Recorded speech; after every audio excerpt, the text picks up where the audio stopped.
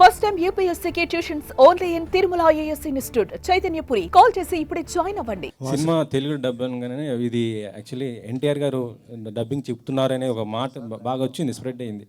కానీ చూస్తే వాయిస్ వేరే వాళ్ళది ఉంది. ఏంటి ఎవరు? ఏమో అయితే నేను పొద్దున్న చూసి షాక్ అయ్యాను. ఎందుకంటే మేము గమ్మున ఆయన అప్రోచ్ అవ్వడం కానీ బికాజ్ వీ నో దట్ చాలా బిజీ ఉన్నారు ఆయన, ఫైటర్ షూటింగ్లో ఉన్నట్టున్నారు.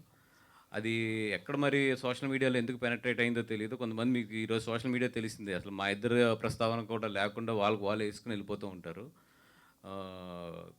ఎందుకంటే మాకున్నది చాలా షార్ట్ టైం. ఈ షార్ట్ టైంలో ఏది బెస్ట్ చేయగలగో చూస్తున్నాం, కానీ గమ్మున పొరపాటును కూడా అట్లాంటిది మేము ఆయన అప్రోచ్ అవ్వడం కానీ అట్లాంటిది అసలు లేదా ఆయన మా ఇది చెప్పడం కానీ ఇది లేదు. అది ఎక్కడో సంథింగ్ రాంగ్ కమ్యూనికేషన్ అదంతా కూడా.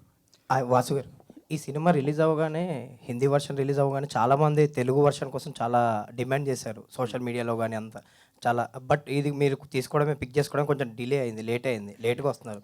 సో ఇప్పటికే కొంతమంది చూసేశారు హిందీ వర్షన్, తెలుగు రాకపోయినా.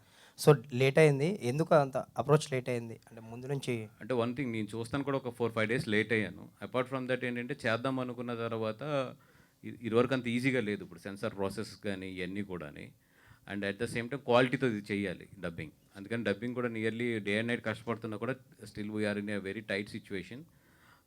అండ్ సెకండ్ థింగ్, కొంచెం నేను చూడటం లేట్ అయింది. లేదంటే ఫస్ట్ డే నేను చూసుంటే మాత్రం డెఫినెట్గా కొంచెం 1 వీక్ ఎర్లీగా తీసుకొద్ది. సో మీరు చూడడం లేట్ అయింది అంతే.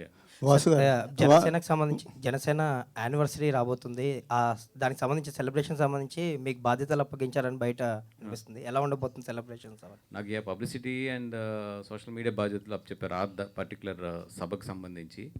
I will give my best support. And అధికారంలోకి వచ్చిన తర్వాత ఫస్ట్ ఆవిర్భావ సభ కాబట్టి డెఫినెట్గా అందరూ కూడా చాలా హ్యాపీ మూడ్లోని అండ్ చాలా గట్టిగా పెద్దగా ఒక చరిత్రలో నిలిచిపోయే ఒక విధంగా తయారు ఈ సభ జరుగుద్దని చెప్పి అనుకుంటున్నాను. చాలా గ్రాండియర్గా ఉండబోతుంది, చాలా గ్రాండ్గానే చేస్తారని అంటే నాకు ఆ వైబ్స్ అయితే తగులుతున్నాయి. వాసు గారు, అమ్మ నాకే ఈ డిమాండ్.